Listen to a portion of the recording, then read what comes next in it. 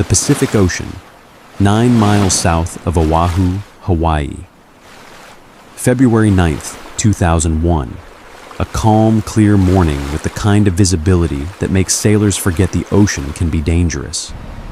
A Japanese training vessel, the Ehime Maru, is cutting through gentle swells at 11 knots, her crew preparing fishing lines for a day of instruction. On board are 35 people, including 13 high school students, 2 teachers, and 20 crew members, all of them looking forward to a routine day at sea. She is a steel-hulled training vessel, 190 feet long, built in the port city of Uwajima, Japan. For the students on board, this is the culmination of months of preparation, a 74-day voyage designed to teach them the skills they will need for careers in Japan's fishing industry. Navigation, engineering, fishing techniques, the rhythms of life at sea. They are on day 33 of their journey, having sailed 7,500 nautical miles across the Pacific, and so far, the trip has been everything they hoped it would be.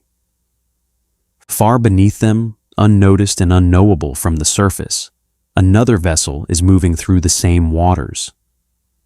The USS Greenville is a nuclear-powered Los Angeles-class fast-attack submarine, 362 feet long, with a crew of 106 men. She is one of the most advanced underwater platforms the United States Navy has ever built, designed for stealth, speed, and the ability to strike without warning. She is also, on this particular morning, engaged in something far more mundane than combat operations. The Greenville is carrying 16 civilian visitors as part of a Navy public outreach program known as the Distinguished Visitor Embarkation.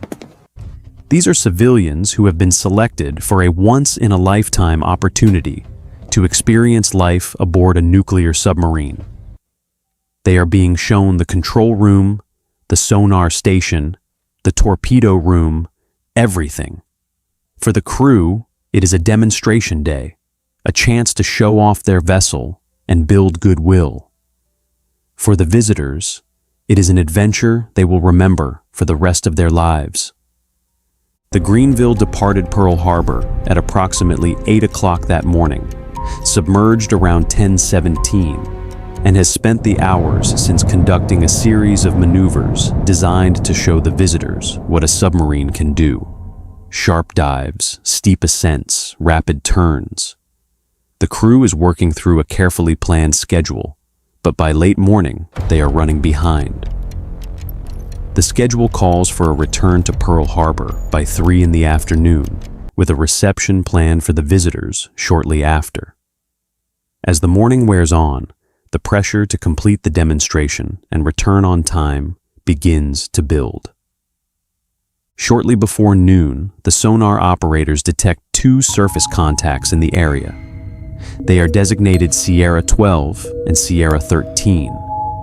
Sierra 12 is to the northwest, moving away from the submarine. Sierra 13 is bearing 358 degrees, almost directly ahead. At this stage, the contact is assessed as distant, roughly 20 nautical miles away, and not an immediate concern. The crew logs the contact and continues with the demonstration. But there is a problem on board that will have consequences no one could have anticipated. The Analog Video Signal Display Unit, or AVSDU, a piece of equipment that allows the control room to view the same sonar information as the dedicated sonar room, is not working. Without this display, officers cannot monitor nearby contacts at a glance. They have to send crew members back and forth between the sonar room and the control room to relay information manually. It is a cumbersome arrangement, but the commanding officer decides to proceed anyway, designating the manual relay as standard operating procedure for the day. At approximately 1:10 in the afternoon, all 16 visitors are called to the control room for the next demonstration. The crew will perform a series of steep angle dives and ascents, known colloquially as angles and dangles, designed to show the visitors how the submarine handles in a variety of operational conditions. For 6 minutes, as the submarine maneuvers rapidly through the water, the turbulence generated by the vessel floods the hydrophones, rendering the sonar operators temporarily blind. During this period, the contact picture begins to slip. What the crew does not fully appreciate at this moment is that Sierra 13 is continuing steadily south. The bearing has not changed because both vessels are now on a direct course toward each other. This is the classic geometry of a collision at sea, a constant bearing that indicates danger. But with the AVSDU down, the visitors occupying the control room and the schedule pressing them forward, the significance of that unchanging bearing is not fully communicated to the people who need to understand it. At 1:31 in the afternoon, the commanding officer orders the submarine to periscope depth. Protocol calls for an 8-minute window to allow for instrument checks, contact confirmation, and a formal briefing. On this occasion, the captain orders the crew to complete these tasks within 5 minutes. The officer of the deck later testifies that he found the request unusual, but he says nothing. He prioritizes critical steps, but there is no formal briefing, no accurate range estimates, and the contact known as Sierra 13 has still not moved on the plot. The captain takes the periscope and searches the bearings where he believes Sierra 13 should be. He sees the island of Oahu in the distance. He sees an airplane taking off from the airport. He sees haze on the horizon, but he does not see a ship. The Ehime Maru is now 2,315 yards away, slightly more than 1 mile, and bearing almost directly ahead. Her light gray hull is lost in the white waves and the haze, her narrow bow a tiny sliver in the distance. The captain reports no visual contacts and orders the submarine to prepare for its final maneuver of the day. At 1:42 in the afternoon, the emergency main ballast tank blow alarm sounds. High-pressure air begins dumping seawater from the main ballast tanks, removing the weight that keeps the submarine submerged and causing the vessel to rise rapidly toward the surface. The procedure is normally reserved for combat emergencies, but today it is part of the demonstration. Civilian visitors are placed at various controls, one at the helm, one at the air valves, one at the diving alarm.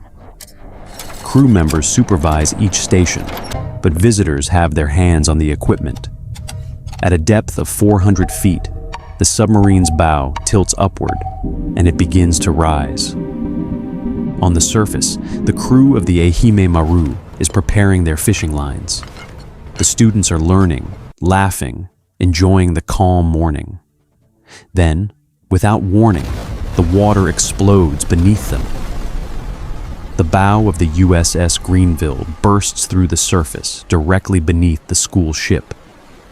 Before anyone can react, the submarine's reinforced rudder tears into the Ehime Maru's hull, ripping through the student lounge, through the engine room, and through the control spaces. The ship's power fails instantly. Water and diesel pour through the open compartments, flooding the interior within seconds. The captain reaches for the radio, but it is dead. He clambers across the wheelhouse and activates the emergency position indicating radio beacon. Students and crew scramble to the roof of the pilot house, but the waves quickly sweep them into the ocean. In less than 10 minutes, the Ehime Maru is completely gone, swallowed by the Pacific. On board the Greenville, the crew is stunned by the sound of the massive impact. They perform a visual sweep of the area and find debris, oil, life rafts, and survivors in the water. a collision report is transmitted to the United States Pacific Fleet Headquarters at Pearl Harbor. Coast Guard assets are dispatched, including a helicopter from Barbers Point and rescue boats from Honolulu. At approximately 2:27 in the afternoon, the first Coast Guard helicopter arrives on scene, and rescue operations begin. Over the following hours, 26 survivors are pulled from the water. 9 people are not so fortunate. 4 students, 2 teachers, and 3 crew members are lost. 1 student is never found. The wreck of the Ehime Maru is located on February 16, 2001, resting at a depth of approximately 2,000 feet. The families of the victims, mourning and demanding answers, request that the bodies of their loved ones be recovered. Despite initial skepticism about the feasibility of such an operation, the United States Navy agrees to attempt a recovery.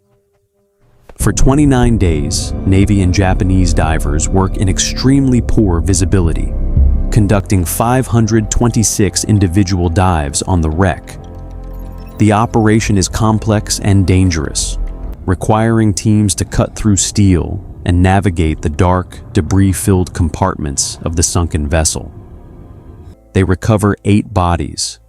1 student, the 9th victim, is never found. The entire salvage operation cost approximately $60 million. The wreck is eventually scuttled in deeper water, a final resting place for the vessel and the 1 student who remains inside her. The United States Navy convenes a court of inquiry to examine the incident. 3 American admirals preside over the proceedings, hearing testimony from the crew of the Greenville and other relevant parties. A Japanese admiral is invited to observe, but he is not permitted to vote on the findings. The inquiry concludes that the commanding officer of the USS Greenville bears primary responsibility for the collision. He rushed procedures. He failed to complete a full contact analysis. He ordered an emergency surfacing maneuver toward unconfirmed contacts. Other personnel are also faulted, including a fire control technician who failed to report that Sierra 13 was within 4,000 yards, and executive officers who failed to supervise the watch team adequately. The captain receives non-judicial punishment. He is allowed to retire from the Navy. Others receive administrative or disciplinary action.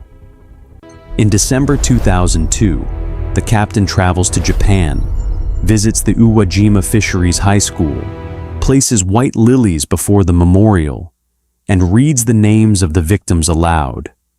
He bows his head in respect and offers his condolences to the families. In Hawaii, a memorial is completed at Kaka'ako Waterfront Park on the 1st anniversary of the disaster. 9 stones bear the names of the lives that were lost. An anchor salvaged from the Ehime Maru rests at the center of the memorial. Every year, on the anniversary of the accident, the father of the student who was never found returns to Hawaii and visits the memorial, where he bows his head 9 times. The submarine did not fail because it could not detect the ship. It had detected the Ehime Maru more than an hour before the collision. Its sonar had already given the vessel a name, Sierra 13. The failure was not a failure of technology, but a failure of attention, communication, and decision-making. A broken display screen, a crowded control room, a tight schedule, a series of small decisions that, one after another, stacked up until the margin for error was gone. The Ehime Maru sank in less than 10 minutes. 9 people lost their lives. $60 million were spent recovering their remains. A memorial was built. A captain apologized. A father returns every year to bow his head 9 times. The Pacific Ocean is vast, but for one family, it is not vast enough to contain the loss. The submarine had already detected the ship, Its sonar had already given it a name. But at 1:43 in the afternoon, it surfaced directly beneath the vessel, and 9 people never came home.